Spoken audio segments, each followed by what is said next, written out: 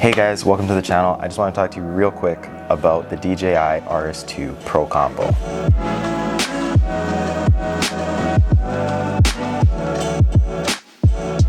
I've been using it for about a year now, and the gimbal I was using before this was the Ronin MX. The Ronin MX is a great gimbal, but it's also really heavy. For daily use, I needed to get a lighter gimbal that was easier for me to carry around and a lot easier to hold for long periods of time. The reason why I got the Pro Combo was because it has the focus motor, which I can use with my manual lenses, and the wireless transmission system.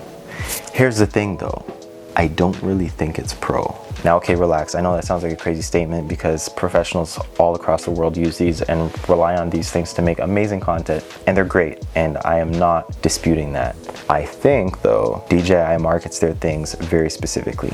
Throughout the past year, I've had a couple issues with this gimbal. I'm just gonna go through them really quickly with you. First issue I've had is with this bag. It's hard on the bottom, soft on the top. It has compartments for everything. You can put extra stuff up here, you can put the RavenEye in here, you can put extra cables in here as well. Lots of storage up top for extra things. It also has an extra storage pouch out here in the front, which is great. My issue is when I get to this lower half, this zipper always gives me a hard time opening. Now, I don't know if it's just an issue with my case specifically or if it's an issue that all the cases have had, but there's a lot of fraying on the inside of this case, and the fabric gets caught up in the zipper and it makes it almost impossible to open a lot of times. As you can see, everything is packed in here super neatly. Everything has a place. It's secure. From like day one using this thing, it's been an issue. I've since trimmed all the fabric down and like tried to snip away at the fraying fabric just to make it so I could even open the bag and use the gimbal, but every now and then it does still snag me up. First problem. I'm just gonna rig this up really quickly for you guys. And there you go. As you can see, setting this gimbal up is really simple. You can be up and running within a couple of minutes from taking it out the bag, so long as you know what you're doing. The adjustment and everything, getting this thing set up is awesome. But is it pro though? So this is the RavenEye that comes with the gimbal. So what this thing is, it's a device that gives you a video feed, camera control, and gimbal control, all wirelessly through a Wi-Fi network to either a phone or a tablet of your choosing.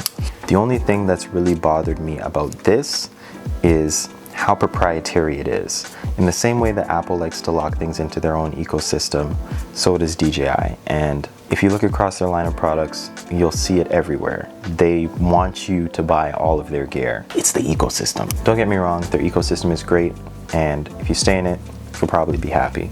But for those of us who want to explore outside of the ecosystem and maybe be a little bit more creative with the way we have our things set up, this is not going to work for you.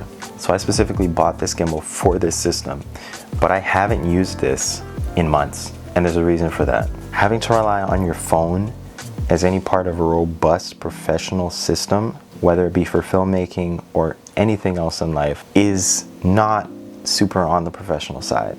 One of the issues you'll have using your phone is battery life.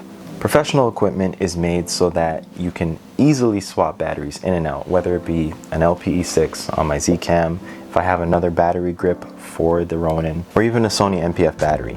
Most professional devices have swappable batteries. So having us being locked into using a phone for the monitor isn't really the most professional thing in my opinion. So I actually tried committing to the use of this system, and I had an all-day shoot with a client, and I was monitoring through my phone, starting and stopping recording through my phone, doing all the things that DJI wants me to do through the RavenEye. And before the day was done, my phone died and I ran out of juice because unfortunately my phone is not meant to be used for 9 hours straight of screen on time without being charged or anything like that. And having to lose my monitor and have to go and plug in my phone for 15-minute intervals in between shots really grinded my gears, because I'm like, the whole concept of this system is flawed.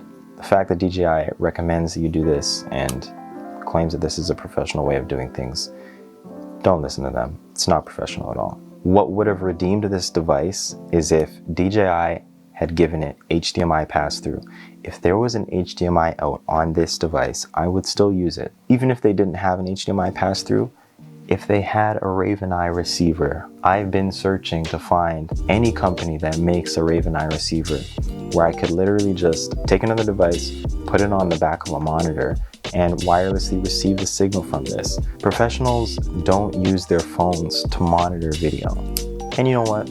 Maybe that's naive of me for even thinking that this system was going to work for me. I should have just invested in a proper wireless HDMI solution, but unfortunately, I haven't yet. So yeah, the RavenEye isn't as professional as they say, and their case could probably use some work. I could sit here and nitpick about how the paint started fading on the NATO rails super early into use, but I'm not going to do that because I've been using this thing for about a year now, and I've got my settings all dialed in, and I've really gotten into the groove with this thing, and I can truly say I'm very happy with this gimbal. You can make amazing things with it. I think it's so versatile, and I think that at the end of the day, what it really comes down to is you as a creator. How are you going to use the tools that you have to their full potential? And this thing, the potential is out of this world. It is an amazing gimbal. If you pick one of these up as a video creator, you're going to be able to make some amazing things.